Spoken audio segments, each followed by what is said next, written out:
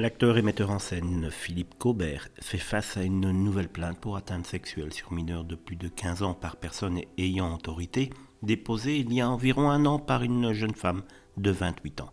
Les faits présumés remontent à 2012, lorsque la plaignante avait 16 ans et 11 mois, et Philippe Cobert, 62, la comédienne se décrivant comme une grande amatrice de théâtre, affirme avoir eu une relation avec l'acteur qu'elle considérait comme son mentor dans l'appartement du metteur en scène à Saint-Mandé, dans le Val-de-Marne. En 2018, Philippe Cobert avait déjà été visé par une plainte pour viol déposée par la comédienne Solveig Alloin.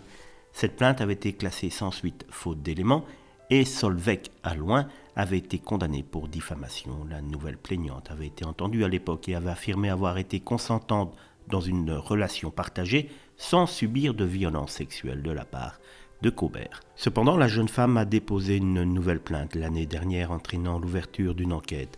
Les auditions prévues de Philippe Cobert ont été reportées, mais selon son avocate, il reconnaît avoir eu une relation intime avec la plaignante, tout en niant toute pénétration. L'avocate suggère que la médiatisation soudaine de cette affaire pourrait être liée au soutien récent de Cobert à Gérard Depardieu, exprimé dans une tribune publiée dans Le Figaro.